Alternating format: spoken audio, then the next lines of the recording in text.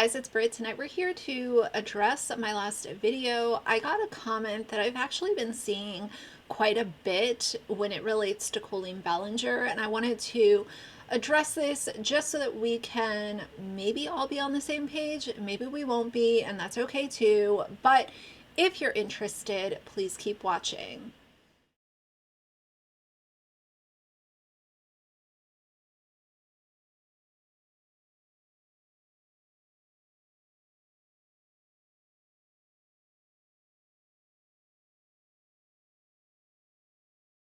All right, you guys, so I have some other content that I want to get into filming, but before I proceed, I would like to address this.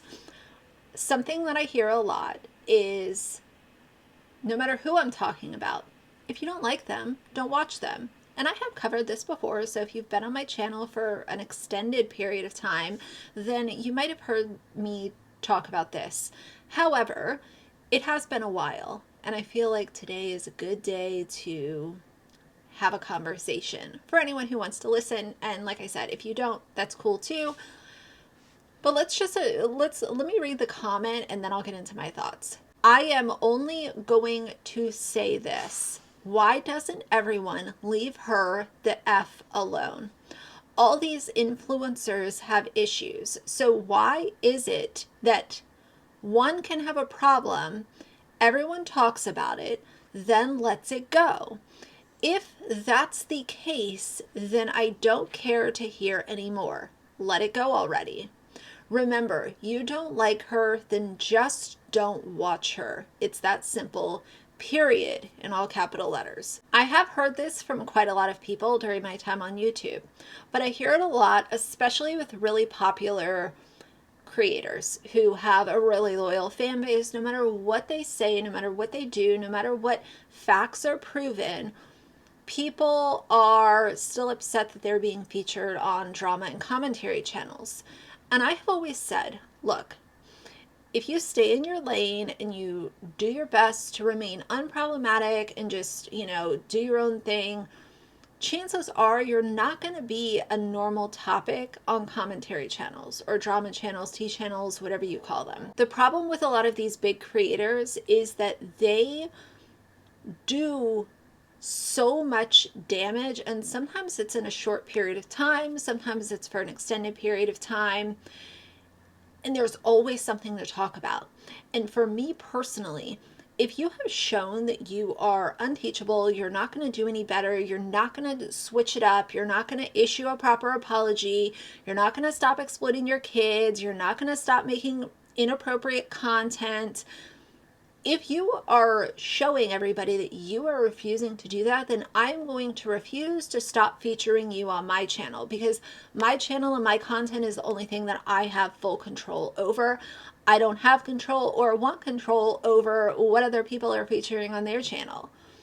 But people like Colleen Ballinger, There for a While, The Doherty Dozen, people like Jessica Kent, they deserve to be featured on channels that discuss problematic creators, because as simple as it is, they are problematic. They have shown people exactly who they are, and if you were to regroup and, approach things a little differently, then maybe people like me would back up a little bit. And I'd also like to make it very clear that I don't watch Colleen Ballinger because I like her content. Her content has never been for me. I am not a scorned fan who decided one day that I just don't like her, so I'm going to make a bunch of content. The very first time that Colleen Ballinger was featured on my channel was when Adam McIntyre first came out with his very first video about her. I made a video discussing it. That was back in 2020. Go ahead, look at the video. It's still on my channel. And I only mention the date of when I initially covered her because I think that some people kind of you know, and I can't speak for every person that watches YouTube, obviously, but I do think that there are some people that sit on YouTube and they kind of watch these commentary channels, kind of latch onto one thing. They talk about it while it's popular, and then they move on to the next popular thing to talk about. I saw the issues with Colleen going on 4 years ago. And I will tell you that 4 years ago, covering her was not easy. That initial period of time when I started talking about her and kind of the red flags that I was seeing back then, it was not well received. Now, I think a lot of people are kind of onto her. They see the issues. They, you know, also see the issues with her using her kids, so on and so forth. But up until last summer, talking about Colleen was not going to make you a popular person on YouTube because her fandom is so, you know, off the rails parasocial. I don't even like to call them just like parasocial fans. They are on a whole new level of being toxic. And, you know, it's quite an interesting change to see how people accepted commentary against her initially versus how they accept it now. But I've had so many people also leave me comments, and in all fairness, I also want to acknowledge these people in the same video. I've had a lot of people saying, thank you for not allowing this to just, you know, fall to the side because it's not a popular thing to talk about anymore. Thank you for continuing to talk about it because it's important and it's extending the discussion far past just Colleen Ballinger being exposed last year. I will continue to feature her on my channel because, as I said earlier, she has shown me and a lot of other people that she is unteachable.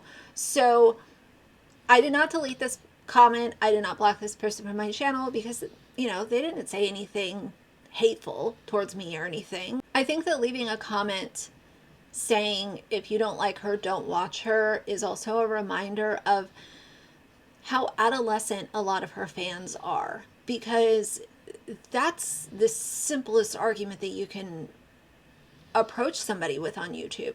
Oh, if you don't like it, why are you watching it?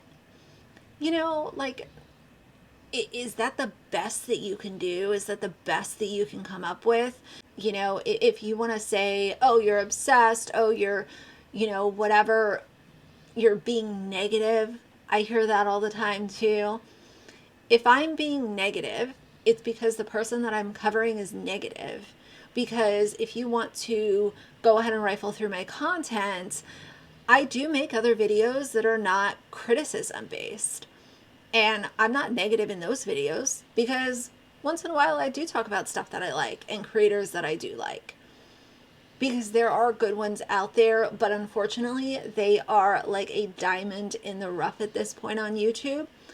And it just kind of feels like eventually everybody shows their true colors, and we're just in a sea of problematic, toxic influencers that are continuing to make a lot of money either on their own or, like Colleen, who is extra bad, off the backs of her children, which is disgusting.